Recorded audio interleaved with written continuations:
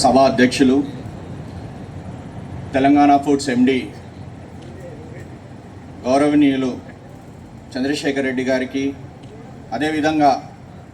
ఈ కార్యక్రమానికి ముఖ్య అతిథిగా హాజరైనటువంటి గౌరవ మంత్రివర్యులు పెద్దలక్క సీతక్క గారికి, మరి ఉప్పల్ శాసనసభ్యులు లక్ష్మారెడ్డి గారికి, టీజీఐసి చైర్మన్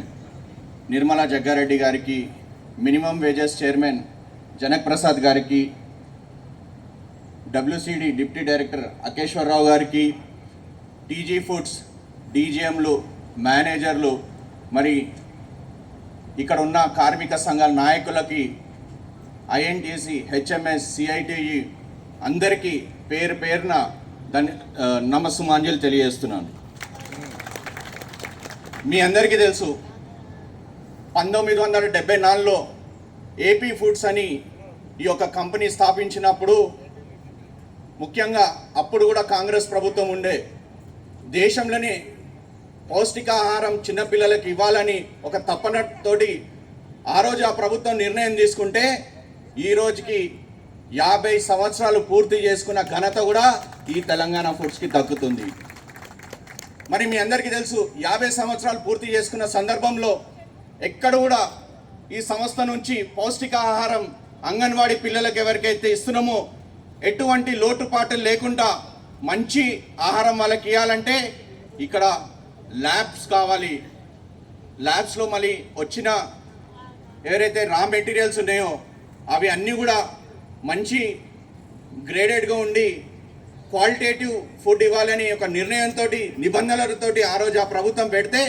ఇప్పటికీ కూడా 100% మేము క్వాలిటేటివ్ ఫుడ్ ల్యాబ్లో టెస్ట్ అయిన తర్వాతనే చిన్నపిల్లలకు అంగన్వాడీ సెంటర్స్కి వెళ్తున్నాయి. గతంలో కూడా నేను ఇక్కడ చార్జ్ తీసుకున్న తర్వాత భువనగిరి జిల్లాలో అక్కడక్కడ చిన్న సందర్భాల్లో అయితే వెంటనే అక్కడ ఉన్న DWOలు కానివ్వండి, అంగన్వాడీ టీచర్స్ ఎవరైతే ఉన్నారో, అటెండర్స్ ఉన్నారో వాళ్ళందరి మీద కూడా చర్యలు తీసుకున్నాం. మరి మంత్రి గారికి తెలియజేస్తుంది ఏంటంటే, ఇక్కడ ఉన్న వాళ్ళందరితోటి మేము తెలియజేస్తుంది ఏంటంటే, ఈ యొక్క కంపెనీ ICDS ప్రాజెక్ట్ ద్వారా ఈ రాష్ట్రంలో 35,000 అంగన్వాడీ సెంటర్స్లో దాదాపు 15 లక్షల మంది చిన్నపిల్లలకి బాలామృతం ప్లస్ ఇంకా స్నాక్ ఫుడ్ అనేది ఇవ్వడం జరుగుతుంది. క్రమక్రమంగా ఈ కంపెనీ ఆవిర్భావం అయిన తర్వాత కార్మిక సమస్యలు కానివ్వండి, ఇక్కడ ఉన్న సిబ్బంది పనిచేస్తున్న వాళ్ళ సమస్యలు కానివ్వండి, లేబర్ సమస్యలు కానివ్వండి, ఇవన్నీ దృష్టిలో పెట్టుకొని ప్రభుత్వం నిరంతరంగా పనిచేసుకుంటూ మీ కృషి గురించి పనిచేస్తుంది. మళ్ళీ ఈ గత 2 సంవత్సరాల్లో మీరు చూస్తే, నేను చార్జ్ తీసుకున్న తర్వాత మొదటి నెల నేను రోజు వచ్చి ఇక్కడ భోజనం చేసుకొని పోతే అందరూ కూడా సార్ వస్తాడు భోజనం చేసుకొని పోతున్నాడు, ఏమని తెలుస్తుందో తెలియదో అనుకున్న సందర్భాలు కూడా ఇక్కడ ఉన్నాయి. కానీ నేను దాని తర్వాత నాకు ఏదైతే బాధ్యత గౌరవ ముఖ్యమంత్రి రేవంత్ రెడ్డి గారు ఇచ్చారో ఆ బాధ్యతను గుర్తు పెట్టుకొని మంత్రి గారి సహకారంతో నేను ఇక్కడ తీసుకున్న బాధ్యతని 2 నెలల్లో మొత్తం పూర్తి చేయాలని బాధ్యత గలగా పనిచేసుకుంటూ వస్తున్నా. నా కృషి గురించి కాదు, తెలంగాణ ఫుడ్స్ పిల్లలకి పౌష్టిక ఆహారం, నాణ్యతమైన ఆహారం ఇవ్వాలని మీ అందరు కోరుకుంటూ అదే దృష్టిలో పెట్టుకొని నేను పనిచేస్తున్నా. మరి ఇక్కడ పనిచేసినప్పుడు మొదటి రోజు నేను వచ్చినప్పుడు ఎక్స్ట్రూడర్ ప్లాంట్ని సందర్శించడం జరిగింది. ఆ ఎక్స్ట్రూడర్ ప్లాంట్ పనిచేయట్లేదు, కరెక్ట్గా దాంట్లో కావాల్సిన ప్రొడక్షన్ రావట్లేదంటే దాన్ని వెంటనే నేను ఇక్కడ ఉన్న ఆఫీసర్లతోటి ఆనాడు ఎండి తోటి కూర్చొని చర్చించి మీటింగ్ చేసి, రివ్యూ మీటింగ్ చేసి, ఎందుకు ఇది పని చేయట్లేదని దానికి పరిష్కారం చేసి, ఇప్పుడు ఈరోజు నెలలో 10 రోజులు నిరంతరంగా పనిచేసే విధంగా దాన్ని మేము తీసుకురావడం జరిగింది. మరి అదేవిధంగా ఎక్స్ట్రూడర్ ప్లాంట్ తర్వాత 2016-17లో గెయిన్ ప్లాంట్ని స్థాపించిన తర్వాత ఆ గెయిన్ ప్లాంట్లో సమస్యలు వచ్చి 10 ఏళ్ల నుంచి గెయిన్ ప్లాంట్ అలానే ఆగిపోయిందని నా దృష్టికి తీసుకొస్తే, మళ్ళీ దాని మీద కూడా నిరంతరంగా మీటింగ్ చేసి మంత్రి గారితో 2-3 రివ్యూ మీటింగ్ సెక్రటరీ గారితో కూర్చొని, ఇదొక గెయిన్ ప్లాంట్లో దాదాపు 40 కోట్లు తెలంగాణ ఫుడ్స్ పెట్టుబడి పెట్టింది. ఈ ప్లాంట్ నడిస్తే దాదాపు పక్క రాష్ట్రాలు 10,000 మెట్రిక్ టన్స్ ఆఫ్ ఫుడ్ని మనం ప్రొడ్యూస్ చేసి ఇతర రాష్ట్రాలు ఒక 5-6 రాష్ట్రాలకు కూడా చిన్నపిల్లలకు అంగన్వాడీ సెంటర్స్కి సరఫరా చేసే శక్తి తెలంగాణ ప్రభుత్వానికి దక్కుతుందని కూడా ఆ రోజు నేను మంత్రి గారికి చెప్తే మంత్రి గారు వెంటనే దీని మీద చర్యలు తీసుకొని ప్రిన్సిపల్ సెక్రటరీ గారితో మాట్లాడి ఎండి గారితో మాట్లాడి ఇది వెంటనే ఈ గెయిన్ ప్లాన్ని మొదలు పెట్టాలని ఆదేశాలు ఇస్తే ఈరోజు ఒక ప్రోగ్రెస్కి వచ్చింది. దీన్ని మే ఆఖరి నెలలో జూన్ నెలలోనే ముఖ్యమంత్రి గారి చేతుల మీదుగా మంత్రి గారి సూచనల మేరకు ప్రారంభించాలని కూడా ఈరోజు మేము ఒక తపనతో పని చేస్తున్నాం. మరి ఈ బాలామృతం ప్లస్ మళ్ళీ స్నాక్ ఫుడ్ ఏదైతే ఉందో మాకు డైరెక్టరేట్ నుంచి ఏదైతే ఇండెంట్ వస్తుందో రాష్ట్రంలో 35,000 అంగన్వాడీ సెంటర్స్కి నెల సరఫరా చేయాలని మాకేదైతే ఆదేశాలు వస్తుందో దాన్ని బట్టి మా ఎండి గారు మేమందరం కూడా ఇప్పుడు దాదాపు 2 సంవత్సరాల నుంచి చూస్తే దాదాపు అన్ని జిల్లాలలో 33 జిల్లాలో 99% ఆఫ్ ఫుడ్ని మేము సరఫరా క్రమంగా చేస్తున్నామని కూడా మేము గొప్పగా చెప్పుకోవచ్చు. అదేవిధంగా ఈ ప్రభుత్వం ఏర్పడ్డ తర్వాత మీరు చూశారు అనేక సమస్యలు ఉండే,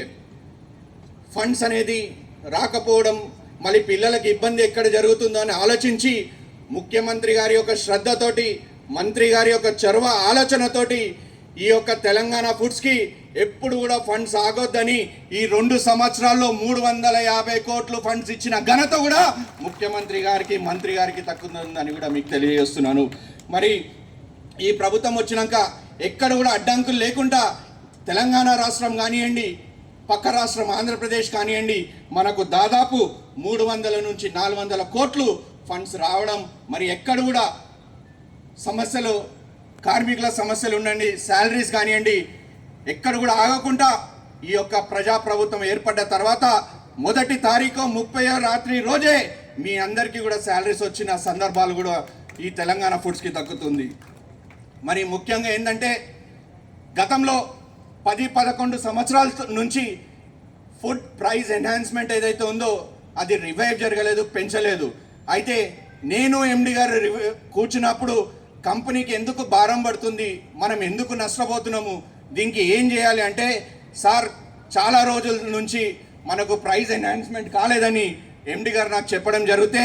నేను ఎండి గారు వెళ్ళి ప్రిన్సిపల్ సెక్రటరీ గారి దగ్గర మాట్లాడితే సెక్రటరీ గారు మమ్మల్ని తీసుకెళ్ళి మంత్రి గారి దగ్గర కూర్చొని రివ్యూ చేసి ఏంటి మీకు అంటే మాకు ప్రైస్ ఎన్హాన్స్మెంట్ చేస్తే ఇంకా కొన్ని సమస్యలు ఏవైతే ఉన్నాయో లోటుపాటు ఉన్నాయో అవన్నీ తీరుతాయని చెప్తే మొన్న మీరు చూశారు ఒక నెల కింద మళ్ళీ ఈ ప్రజాప్రభుత్వం గౌరవ ముఖ్యమంత్రి గారు వెంటనే ఒప్పుకొని మంత్రి గారు సూచన మేరకు మీకు ప్రైస్ ఎన్హాన్స్మెంట్ ఈ 11 సంవత్సరాల్లో జరిగింది. ఈ 2 సంవత్సరాల్లో ఈ ప్రభుత్వం వచ్చిన తర్వాత చేసిన ఘనత కూడా ఈ టీజీ ఫుడ్స్కి దక్కుతుంది. అదేవిధంగా మార్చ్ నెలలో మీరు చూశారు తెలంగాణ ఫుడ్స్లో మేము ఎప్పుడు మంత్రి గారి దగ్గర వెళ్ళినప్పుడు ఒక మాట చెప్తుండే, మేడం మాకు తెలంగాణ ఫుడ్స్లో బాలామృతం ప్లస్ స్నాక్ ఫుడ్ ఒకటే ఉన్నది, మాకు ప్రోడక్ట్స్ మాకు కొత్త ప్రోడక్ట్స్ కావాలి, మాకు కొత్త ప్రోడక్ట్స్ ఇవ్వండి, మాలో అనేకమైన